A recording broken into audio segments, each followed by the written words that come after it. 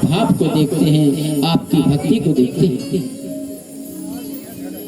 विदुरानी भगवान को इतना प्रेम करती है, बहुत प्रेम करती है। विदुर जी को राज्य से बाहर कर दिया है दुर्योधन ने, पर विदुरानी और विदुर जी जहाँ रहते हैं भगवान का याद करते हैं, भगवान का स्मरण करते हैं। विदुरानी बहुत गरीब है, इनके पास कुछ नहीं है, पर जब भी झाड़ू लगाती है वह विचार करती है, कहती है प्रभु अभी तक तो आप आए नहीं। साफ करती मन में भाव करती है, हम गरीब इसलिए नहीं आते क्या, सब कहीं जाते हो, हे द्वारकाधीश कब आओगे।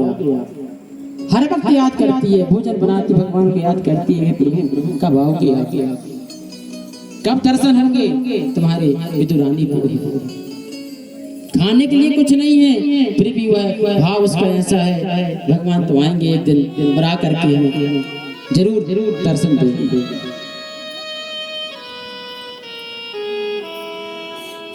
आंख में आंसू आ जाते हैं और मन में कहती भगवान कब दर्शन दोगे, कब दोगे, कब आओगे। आंख में आंसू प्रार्थना करती है कि मैं गरीब हूँ तो क्या हुआ,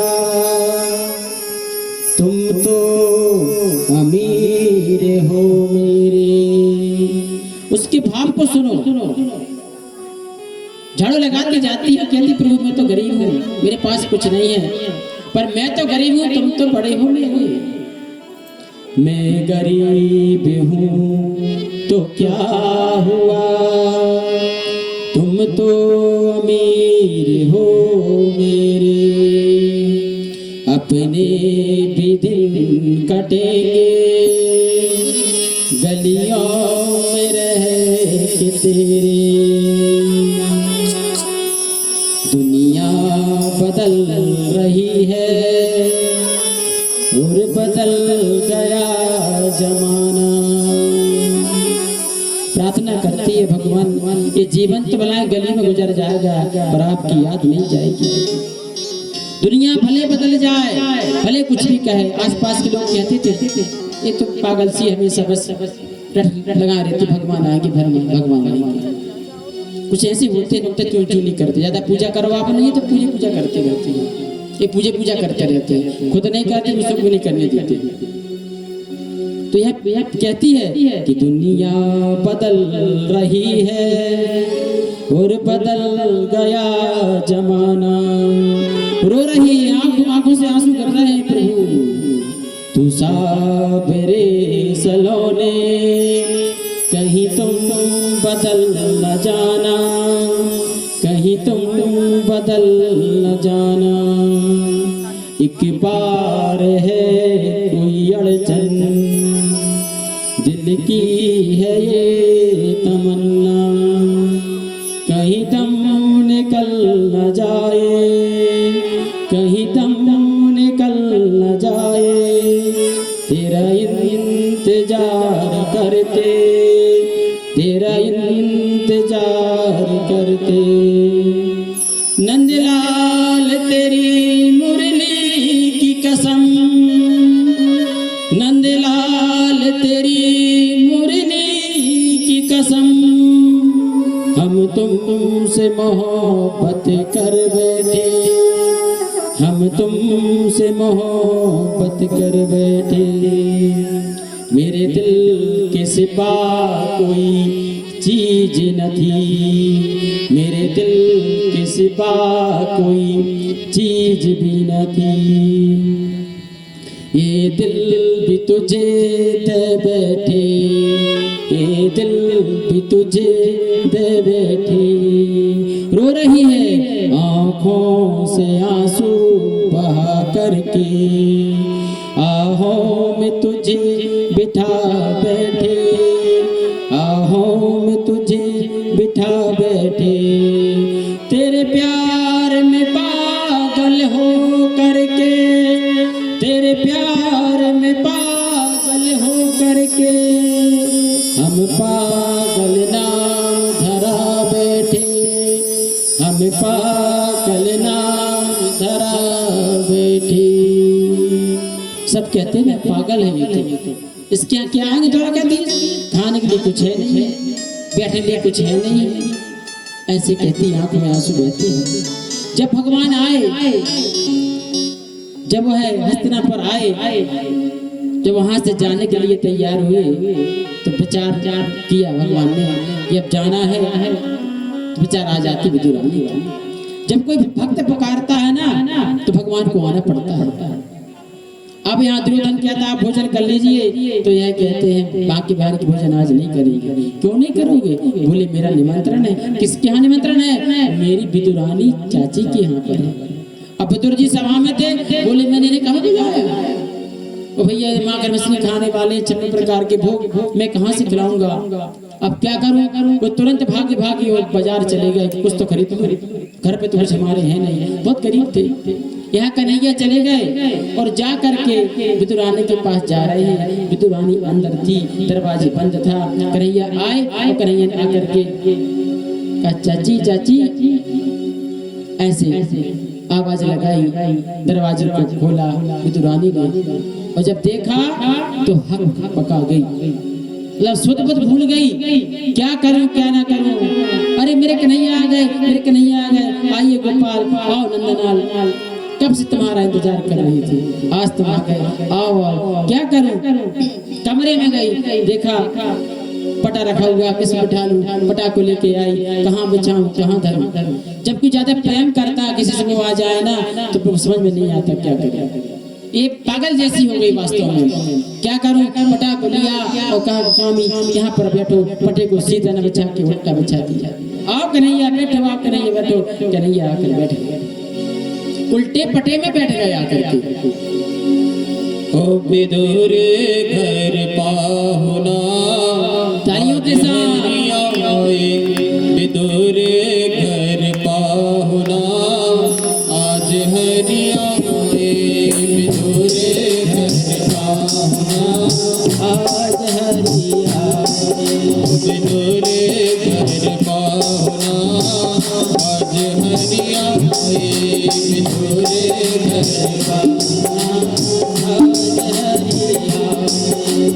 वो विदुर नहीं करोती विदुरानी, विदुर नहीं करोती विदुरानी, आवस देके सारंग पानी, अपन देके पाहुना,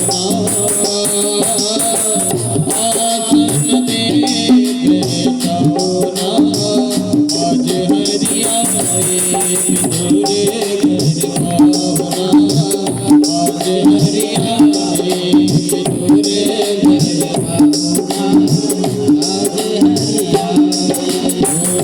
विदुरानी मना सोच भयो है, विदुरानी मना सोच भयो है, मेरे घर कछु नहीं रखो है, घर की लाज बचाओ ना, घर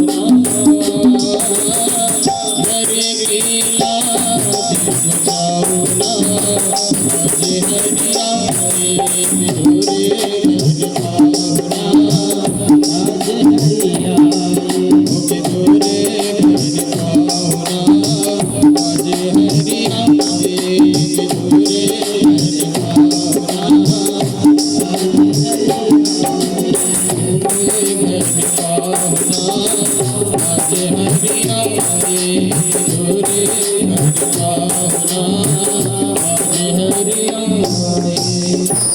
जब हरि आ गए, बांके बिहारी आ गए, उल्टा पट्टा बिछा दिया। भाव में है ना, पर मेरे बांके बिहारी भी हैं, उन्हें देखा नहीं पटा की सीधा की उल्टा है, उल्टे पटे में बैठ गए। और कन्हैया कहते हैं कि अरे चाची बहुत भूख लगी है, कुछ तो खिलाओ, बहुत भूख लगी है। अब विदुरानी ने सोचा क्या करें, कुछ है नहीं घर में, क्या करें। देखा केले रखे हुए थे, केले ले आई और कन्हैया बैठे हैं और विदुरानी कह रही आप बहुत दिनों में आए, कितनी बार तुम्हें याद किया है। कन्हैया बोले भूख लगी है खिलाओ तो पहले। अब यहाँ पे दुरानी बात करती जा रही है, केले को छीलती है और केला फेंक देती है, वो छिल के भगवान को दे देती है। भगवान भी बात करते जा रहा है, विदुरानी को देखते जा रहे हैं। केला विदुरानी फेंक रही, छिलका भगवान खा रहे हैं। विदुरानी को कैसा लगा? अरे बहुत अच्छे लग रहे हैं, बहुत अच्छे लग रहे हैं। ये केला फिर उठाया, फिर छीला, केला फेंक दिया, छिलका दे दिया, भगवान खा रहे हैं। वो कह रहे हैं आज तो ऐसा आनंद आया, बहुत दिनों बाद आया, जुगों बाद आया। कब आया था? एक सबरी ने बेर खिलाए थे तब आए थे कि आज आया। ऐसा करते करते विदुरानी खिला रही, एक दो नहीं 10-12 केला छिलके खिला दिया केले बाहर। विदुर जी आए, देखा उन्होंने कि कैसी पागल है, केले फेंक रही, छिलके खिला रही कन्हैया को। कन्हैया भी कह रहा है बहुत अच्छा लग रहा है, बहुत अच्छा लग रहा है। अरे वसुदेव तुम छिलके खा रहे हो? तो कन्हैया बोले कि मैं छिलके नहीं खा रहा, मैं इनके भाव को ले रहा हूँ। भगवान कहते हैं कि मैं खाने का भूखा नहीं हूँ, मैं भाव का भूखा हूँ। कि भाव का भूखा हूँ मैं, भाव एक बस सार है। भाव से जो भजता मुझे उसका तो बेड़ा पार है। भाव बिन सुनी पुकार मैं कभी लेता नहीं। भाव से जो भजता मुझे उसका तो बेड़ा पार है, उसका तो बेड़ा पार है। भगवान भाव को लेते हैं। यहाँ पर भगवान ने भाव को लिया और भाव को लेकर के भगवान ने भक्ति दी है। ऐसे भगवान है हमारे। जैसी हम श्रद्धा करेंगे, हम जैसा विश्वास करेंगे वैसा ही तो होगा। और यदि आप के मन में कपट रहेगा तो कपट भगवान प्राप्त नहीं होती। गोस्वामी जी ने कहा है ना कि निर्मल मन जन सो मोहि पावा, मोहि कपट छल छिद्र न भावा। निर्मल मन जन, कपट की परिभाषा क्या है? कपट किसे कहते हैं?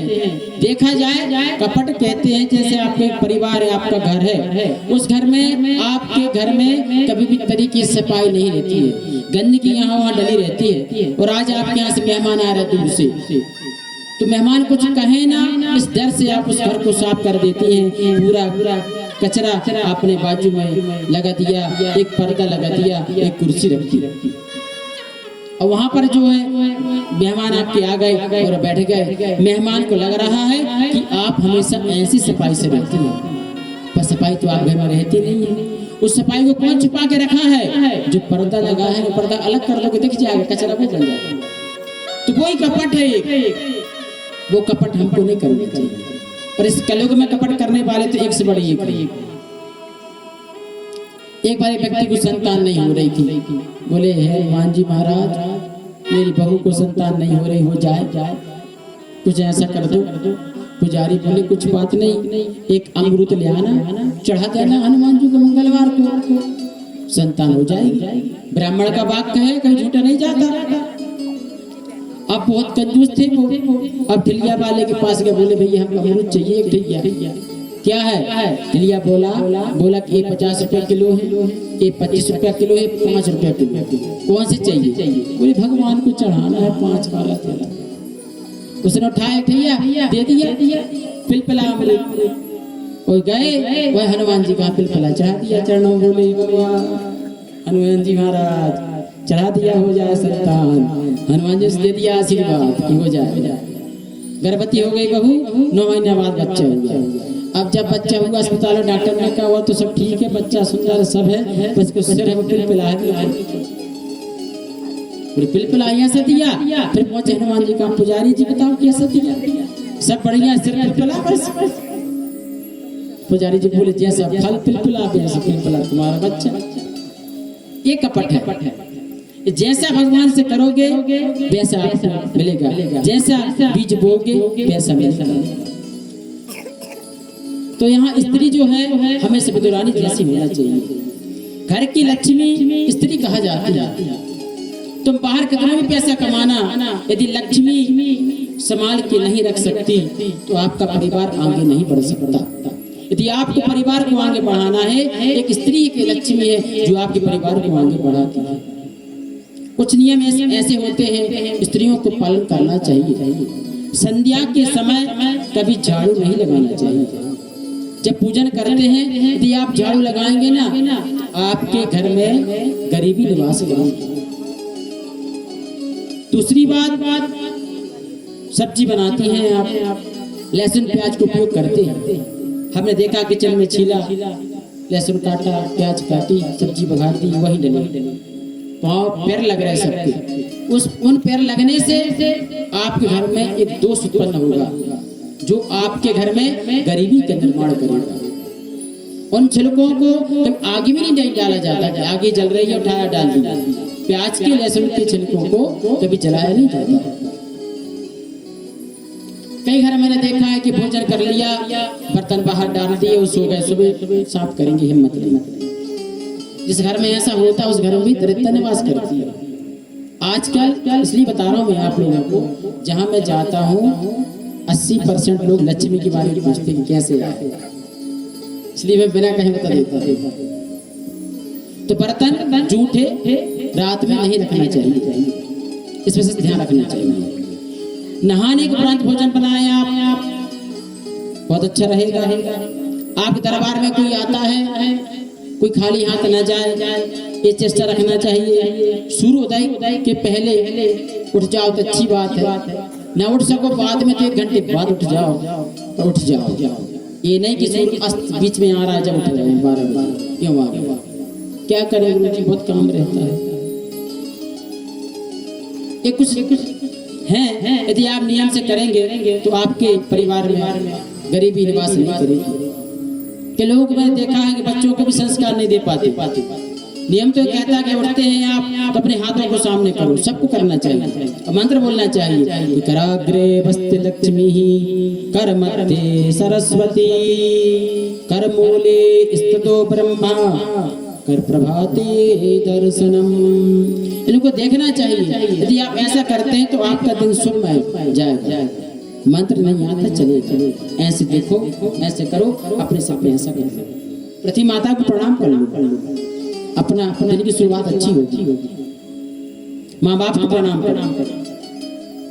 अपने बच्चे होते हैं, बच्चों को संस्कार दो, उनके माथे पे तिलक लगाओ, उनका भाग्य जगेगा। कई लोग क्या करते हैं, देखा मैंने, माँ बाप अपने बच्चों के, छोटे बच्चे होते हैं, उनकी ओठों का चुम्बन करते हैं। बच्चों की ओठों के चुम्बन करने से बच्चे की आयु कम होती है। यदि आप चूमना भी चाहते बच्चों के तो माथों को चूमो, उससे उसका भाग प्रबल होगा। माँ अपने बच्चे के माथे को चूमे, उस बच्चे का भाग प्रबल होगा। क्योंकि 12 साल तक बच्चे का जो भाग्य है अपने माँ बाप के भाग्य से चलता है। उसका जो भाग्य है 12 वर्ष के बाद प्रारंभ होता है। क्योंकि 12 वर्ष तक उस बच्चे को ज्ञान नहीं होता कि मैं अच्छा क्या कर रहा हूँ तो बुरा क्या रहा हूँ। ये चीजें हम सबको नियम में अपनाना चाहिए। भोले बांके बिहारी लाल की जय, नंद के लाला की जय हो। तो बताया यहाँ पर सुखदेव जी ने कथा प्रारंभ कर दी है। सबसे पहले बताते हैं इस संसार में कुछ नहीं था। शुरुआत से बोलते हैं इस संसार में कुछ नहीं था, केवल भगवान थे। भगवान ने क्या सोचा, क्या करना चाहिए, अब सृष्टि का निर्माण करना चाहिए। वो कैसे होगा, भगवान ने ध्यान लगाया और नार का निर्माण कर दिया। नार कहते हैं जल को, जहाँ जल के कई शब्द हैं, एक शब्द नार है। समुद्र बन गया, जल उत्पन्न हो गया, विशाल समुद्र फैल गया। अब क्या करें, भगवान ने कहा इसमें निवास करूंगा। शेष साई को प्रकट कर दिया, 1000 फन वाला सर्प प्रकट हो गया। भगवान उस सर्प में जाकर विराजमान हो गए, लेट गए, यानी निवास करने लगे। यानी आयन, निवास को क्या कहते हैं संस्कृत में, आयन। उनका नाम क्या हो गया, मतलब जल में निवास करने वाले, नार में अयन करने वाले बराबर नारायण। बोले नारायण भगवान की जय। अब क्या करें, सृष्टि को और आगे बढ़ाना है। एक नाभि में से कमल निकला और जाकर जल के ऊपर खिल गया। वहां ब्रह्मा जी प्रकट हो गए। ब्रह्मा जी ने देखा जल ही जल दिखा रहे, यहाँ तो कुछ है नहीं। चारों तरफ देखा तो ब्रह्मा जी के चार मुख हो गए। मैं कहाँ से आया? कई बार नीचे गए फिर ऊपर आए। बोले वहां के बिहारी लाल की जय। श्री कृष्ण गोविंद हरे मुरारे, हे नाथ नारायण वासुदेव। गाइए।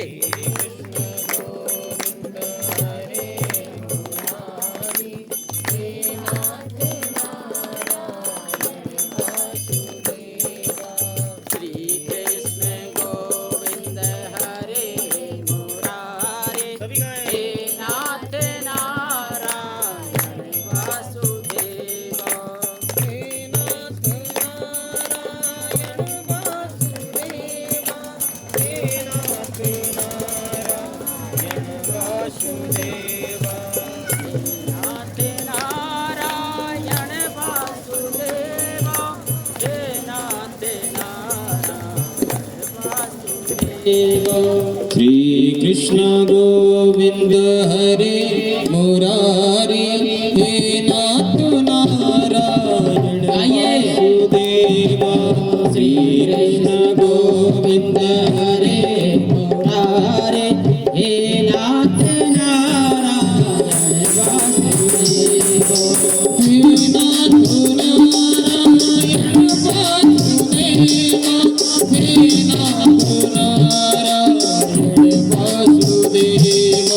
हे नाथ नारायण वासुदेवा, हे नाथ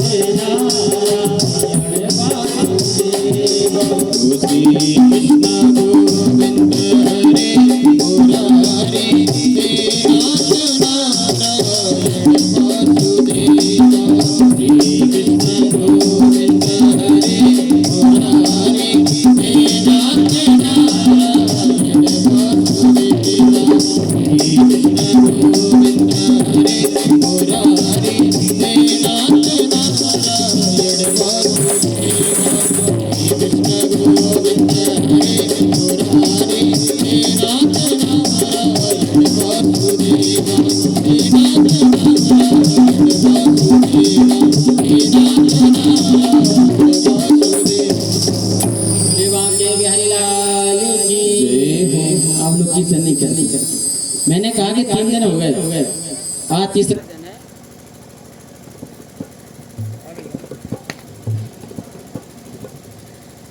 कीर्तन तो करना चाहिए। मैंने कहा था ना कि जो कीर्तन करता है वो जो नहीं करता है तो सब मिलते हैं, नहीं करता तो मैंने कहा था मैं बताऊंगा चौथे दिन, कल बताऊंगा आप लोगों को। कल यहाँ जन्म भी है बांके बिहारी का, उत्सव मनाएंगे, मगर कीर्तन करना चाहिए। जैसा भी करो। कुछ लोग जूता की चोरी करते। एक बार एक जूता चोर टीम पहुंची पांडाल में, जहाँ कथा हुई। तो देखते अच्छे कौन के जहाँ तक कई जगह चोरी होती है जूतों की। कई आते हैं उतारते, कई लुकारते यहाँ पे पीछे दबा के जूतों पे हट जाता है, कहीं चले न जाए। अरे जा रहे थे जाने तो सनी चले जाते। एक बार चोर टीम पहुंची भागवत सुनने के लिए।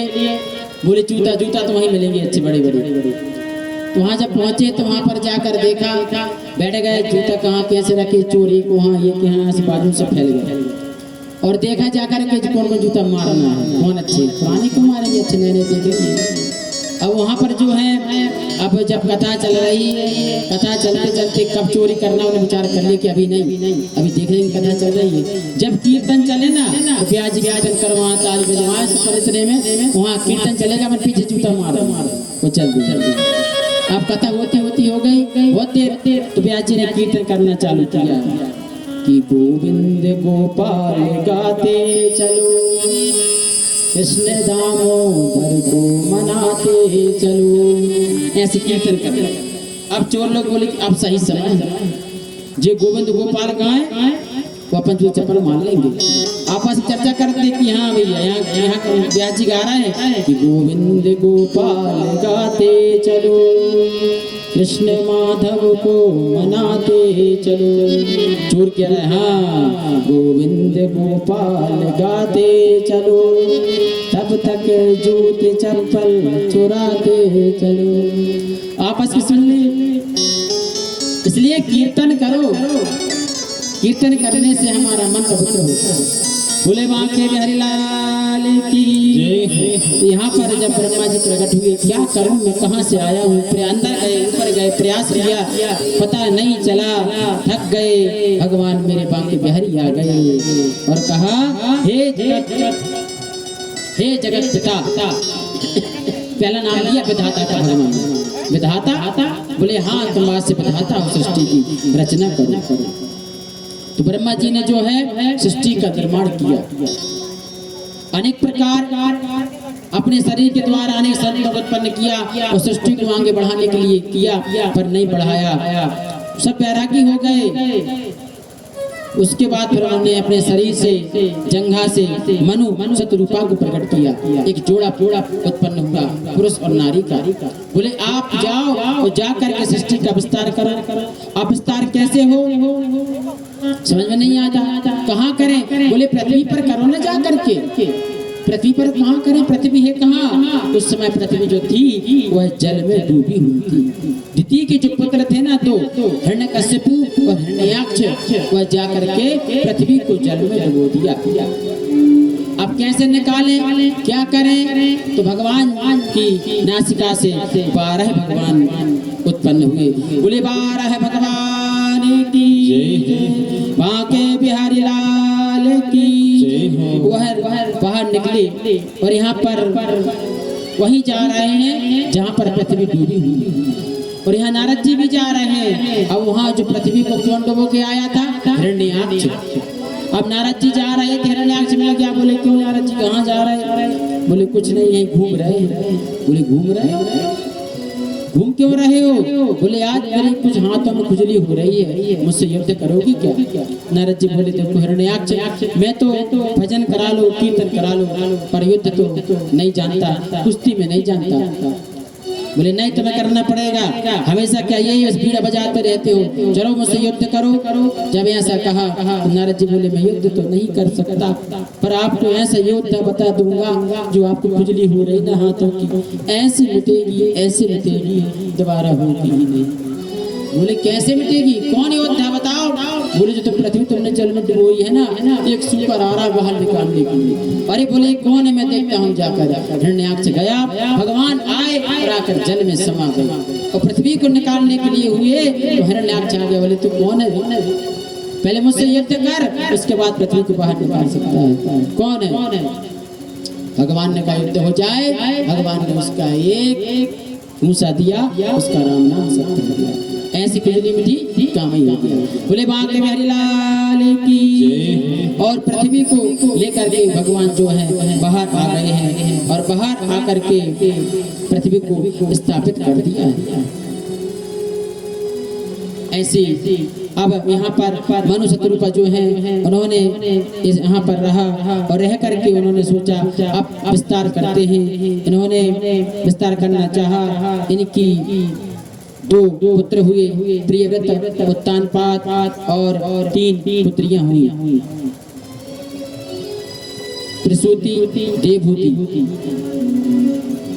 अब यहाँ पर जो है इनका वंश कैसे आगे चले, कैसे न चलेगा, क्या करना चाहिए, ये सब विचार करते हैं ब्रह्मा जी।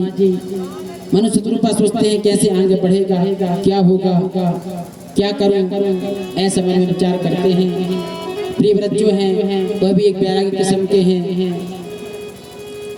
और जो उत्तानपाद हैं उनकी कथा आगे आएगी। कैसे आगे बढ़ सकता है? एक करदम ऋषि हैं, उनसे ब्रह्मा जी ने कहा विवाह कर लीजिए। करदम जी सोचते हैं कि विवाह भी नहीं करना है, मैं तपस्या करूंगा। और वह तपस्या करने के लिए चले गए। जब वह चले गए तपस्या करने के लिए तो वहां पर उन्होंने एक जल में मीन को एक चंचल क्रिया में देखा मन में विचार आ गया कि मैं भी विवाह करूंगा। जब जवानी थी भगवान ने कहा विवाह कर लो, तब किया नहीं। अब विचार मन में आता है कि नहीं अब विवाह करना है। बुढ़ापा आ गया जब और आज तपस्या करने लगे भगवान जी की काय के लिए, विवाह के लिए। हे प्रभु विवाह मेरा हो जाए। तपस्या कर रहे भगवान आ गए, बोले करदम जी सुनाइए क्या बात है। जब करदम जी आ गए तो अब यहाँ पर करदम जी सामने भगवान आ गए। अब करदम जी विचार करते कि अब क्या कहें। पहले जब कहा था विवाह करवा लो, मैंने करवाया नहीं, तपस्या करना है। अब जब बुढ़ापा आ गया तो मैं अब कह रहा हूँ विवाह करवा दो, शर्म की बात है ना। जटलो मुंडी लुंचित केसा, कासायंबर बहुकृत वेसा। भज गोविंदम भज गोविंदम भज गोविंदम मूढ़मते। शंकराचार्य जी थे ना, आदि शंकराचार्य जी, उनके पास एक बुड्ढा गया जब बूढ़ा था और फिर जाकर कहता है अरे शंकराचार्य जी आप कोई ऐसा कुछ कर दो कि मेरा विवाह हो जाए।